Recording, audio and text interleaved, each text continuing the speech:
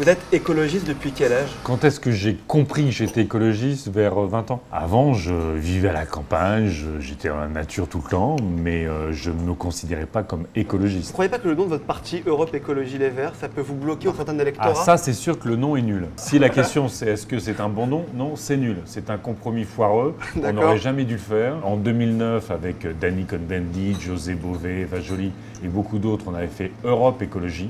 Pour dire à quel point il fallait se projeter sur le monde, être ouvert sur le monde et en même temps s'intéresser aux choses essentielles. L'écologie, c'est la vie, hein. C'est simple, c'est la vie. C'est important, je dis pas que c'est pas important, mais c'est pas ce qui me préoccupe et je comprends pas qu'on en fasse un parti politique. Vous savez, pour 95% des Français, ils se demandent pourquoi un parti politique de l'écologie. Parce qu'ils considèrent que l'écologie devrait être partout. La réalité, c'est qu'il faut des maires écolos pour qu'enfin on s'occupe sérieusement des cantines bio, d'avoir des espaces verts, d'avoir la rénovation du logement pour les personnes les plus précaires. Si on ne lutte pas contre le dérèglement climatique, si on ne lutte pas contre l'extinction des espèces, la protection de la biodiversité, l'épuisement des ressources, si on ne lutte pas contre les maladies chroniques liées aux pollutions, l'avenir il sera sombre pour tout le monde.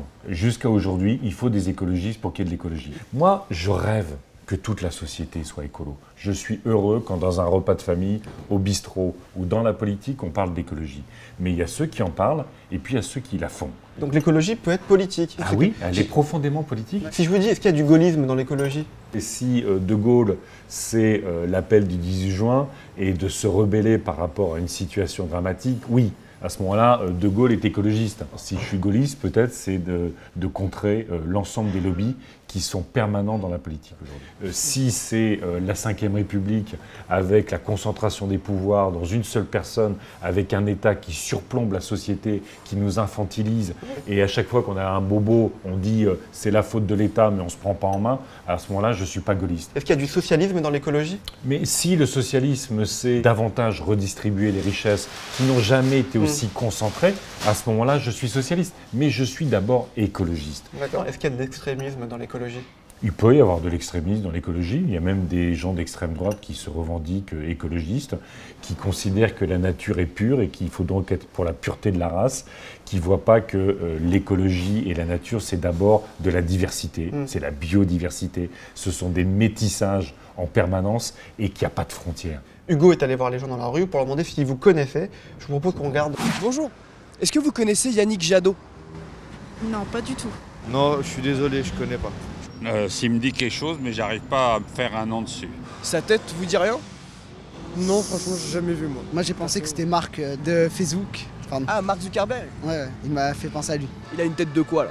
Un aventurier. Un aventurier? Presque. C'est difficile, il faut pas se fier aux apparences. Une tête de comédien, il est dans le cinéma. Vous savez qu'il a réalisé un film C'est quoi qui s'appelle Four ma tondeuse? Vous l'avez vu, non? Non, je crois que j'ai vu quelque chose comme ça. Ouais, voilà, exactement. Pour faire ce film, il a utilisé une vingtaine d'hélicoptères. Yannick Jadot, t'es pas très écolo. C'est un homme politique, en fait. Mais écologiste. Ah oui, écologiste, oui. Bah, qu'est-ce que vous faites d'écolo, vous, par exemple? J'éteins la lumière dans le salon quand tout le monde dort? Ah, parce que sinon, tu te fais défoncer par ta mère. Non. Il se fait défoncer par sa mère ou pas? Ouais, il se fait défoncer. Est-ce que, par exemple, vous pissez dans la douche? Ça, c'est écolo, ça. Ça peut m'arriver. Ça vaut la peine de faire quelque chose pour la planète, parce que c'est vrai qu'il y a des choses à faire, mais ça ne devrait pas être des politiques. Vous voyez, ça devrait être les Verts qui s'occupent de tout ce qu'il y a à faire. Mais pourquoi c'est devenu politisé? Est-ce que fumer des bédos, c'est écolo? On peut voir ça comme ça. Est-ce que quand vous fumez des bédos avec votre pote, vous avez l'impression quand même de sauver la planète? Non. Non, enfin non, mais... On n'a pas aussi l'impression de polluer. Donc vous fumez des bédos. Vous fumez des bédos? C'est fini. Ah, vous en avez fumé? Ah oui, j'en ai fumé, mais aujourd'hui, peut-être avec l'âge, je préfère un bon verre de vin, pour dire la vérité. Pourquoi Europe Écologie Les Verts, votre parti, est associé au cannabis, à la légalisation du cannabis? Parce qu'on est un parti qui a toujours porté fort la réalité de la société. Être pour la légalisation, c'est pour arrêter les trafics, s'assurer de la qualité et s'assurer qu'il puisse y avoir un suivi médical, un suivi de santé pour ceux qui aujourd'hui sont dans l'addiction. Et on sait qu'il y a un problème aussi pour un certain nombre de jeunes qui fument de manière absolument excessive et que ça leur bousille la moitié du cerveau. Les Verts sont pour la légalisation du Mais cannabis. c'est pas un mythe, D'accord. c'est pas un mythe et c'est quelque chose d'important. C'est un enjeu de santé et de sécurité essentiel aujourd'hui. Est-ce que vous pissez sous la douche, vous, Yannick Jadot? Non, C'est mais pas- j'ai une chasse d'eau qui est avec un truc réduit qui fait que D'accord. quand on fait que pisser, on consomme pas beaucoup d'eau. Parce que nous, avec le copain, on fait ça, c'est notre geste écologique tous les jours. C'est très bien. Il fallait que je vous le dise.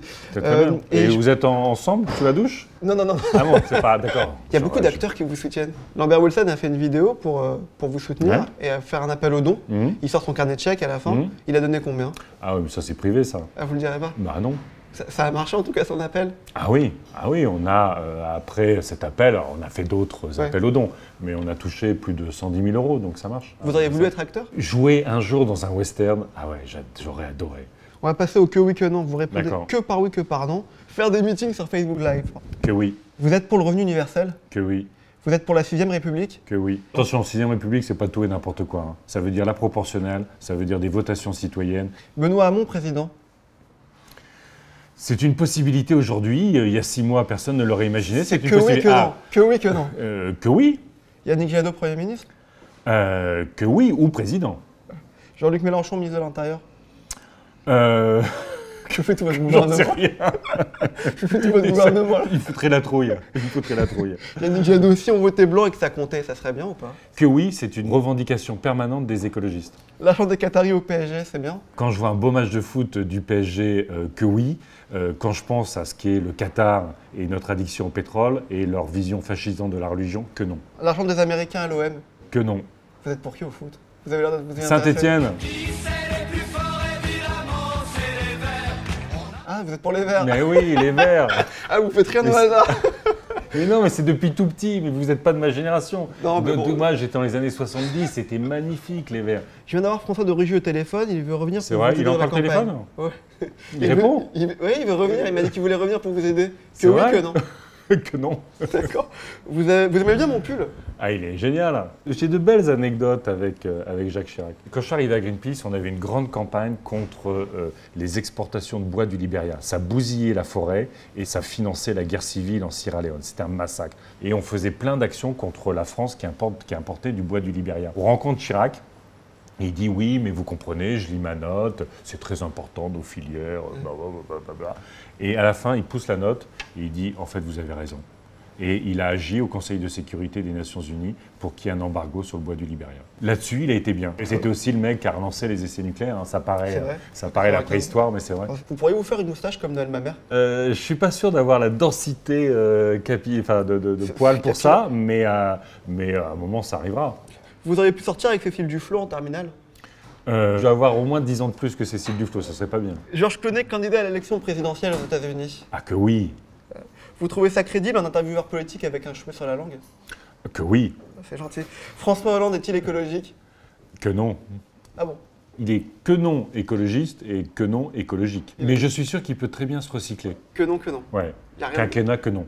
D'accord, c'est bien, vous avez le slogan pour François Hollande. Pour terminer, je vais vous tutoyer, monsieur Jadot. Ouais, pas de souci. Tu vas bien? Bien et toi? Ouais. Yannick, si tu es élu président de la République au mois de mai prochain, d'abord, est-ce que tu mettras une cravate? Non. T'es contre les cravates? Ah oui. Dans l'hémicycle du Sénat et de l'Assemblée nationale, la oui. cravate est obligatoire. Non, mais ça, c'est que non. Une fois, on s'est retrouvé avec Danny Cohn-Bendit dans le bureau de Jean-Marc Ayrault. C'était au début du quinquennat. On essayait de le convaincre de faire des choses sur l'Europe. On n'a pas réussi. Mais... Et puis à un moment, on se regarde avec Danny, puis on regarde le décor des bureaux. Vous imaginez, c'est la même chose qu'à l'Élysée. Ouais. C'est que les ors de la République. Et on se disait, comment on peut penser 2017 et le 21e siècle dans un tel bureau? Tu termines avec une dernière question, Yannick. T'habites à Paris? Oui, que oui. C'est bien. C'est pas chiant, franchement, ce qu'a fait Anne Hidalgo avec les voitures à Paris, fermer les voies sur berge. Est-ce que finalement, Paris, on ne peut pas essayer de faire en sorte de réguler le transport et de comprendre que les Parisiens ont besoin de se déplacer en voiture? D'accord. Je vais te répondre avec des questions. D'accord, mais Est-ce que tu es pour les zones piétonnes? Oui. Quand tu te balades? Oui. Est-ce que tu es pour les couloirs... Non, mais attends. Est-ce que tu es pour les couloirs bus et les sites propres pour les vélos? Oui. Que oui? Non, tu réponds que oui. Que oui, D'accord. que oui. Est-ce que tu es pour Paris-Plage? Oui. Que oui, si tu veux. Que oui. Donc, Je suis pour tout ce qui peut faire avancer ma ville. Voilà. tu vois. Donc l'évolution, c'est d'aller vers moins de voitures et de mieux respirer pour notre santé et d'avoir une ville plus agréable. Anne Hidalgo, comme moi, on veut des transports en commun pour pouvoir se déplacer, des trams. S'il y a une tram sur voie sur berge, ça va être magnifique. À partir du moment où on utilise professionnellement sa voiture, on aura toujours accès à Paris. Donc tu serais beaucoup plus rapide dans tes transports si c'est un déplacement professionnel nécessaire, si ceux qui sont tout seuls dans leur voiture simplement pour aller au boulot, ils ont droit à un tram, un métro, un RER, un TER qui fonctionne bien. Je suis d'accord, mais le vrai combat, il est contre la voiture ou contre la pollution? On peut se battre pour la voiture électrique, par exemple? Tu sais, moi j'étais à Copenhague. Aujourd'hui, à Copenhague, ils s'appellent, ils sont à 60% de transport en vélo. Quand ils se déplacent en vélo, y compris de la banlieue, les feux sont alignés pour que ce soit eux qui soient prioritaires. Ils ont mis des voies à 3. Comme ça, tu peux parler avec ton voisin et être doublé. Tu as des poignées d'amour au feu pour ne pas mettre un pied par terre. Tout est adapté pour le vélo. Et ils sont super contents. C'est la paix, le vélo. Ça fait moins de bordel, ça fait moins de bruit. Et ceux qui ne savent pas faire de vélo? Nous ferons un plan massif d'investissement dans la formation au vélo. Franchement, tu te balades en vélo, tu vas faire des courses à côté de chez toi. Il y a des spectacles de rue. Moi, je veux que tous les clubs de sport à Paris, ils soient ouverts 24/24, 7 jours sur 7. Je vois pas le rapport, mais c'est une très bonne idée. Mais parce que c'est ça la ville. C'est pouvoir avoir des activités. Moi, je veux que les bibliothèques, elles soient ouvertes aussi 7 jours sur 7, 24/24. C'est la culture, c'est le sport, c'est le vivre ensemble. C'est ça la vie. Et la ville, c'est pas pouvoir se déplacer en voiture librement. Mais c'est quoi se déplacer en voiture librement? Si tu n'as pas d'alternative, c'est un problème. Et c'est pour ça qu'il faut des transports collectifs. Tu as des enfants? Pas encore. Bon. Bientôt. Quand tu arrêteras de pisser dans la douche, tu feras des enfants. Et donc, à un moment donné, tu auras des enfants et tu seras désespéré. Si tes enfants, ils toussent à 3 ans et qu'ils commencent à être asthmatiques parce qu'il y a la pollution de l'air, tu te diras, mais merde, je ne vis pas en ville pour que mes enfants ils soient malades et qu'ils aient près de 30 mois d'espérance de vie en moins à cause de la pollution. Tu auras envie qu'ils puissent faire du vélo dans la rue sans avoir la trouille des bagnoles. C'est ça l'avenir. Il faut gérer la transition, mais c'est ça l'avenir. Pour toi et pour tes enfants. Merci beaucoup Yannick Jadot. Salut. À bientôt. Que oui. Aidez-moi. Aidez-moi. Nicolas, t'es lourd, je t'ai déjà dit qu'on pouvait plus rien faire pour toi. Arrête. Bon les autres, on s'abonne à Indécis pour ne pas rater la semaine prochaine notre ministre de l'Éducation nationale, Najat Vallaud-Belkacem. Allez, bisous les jeunes.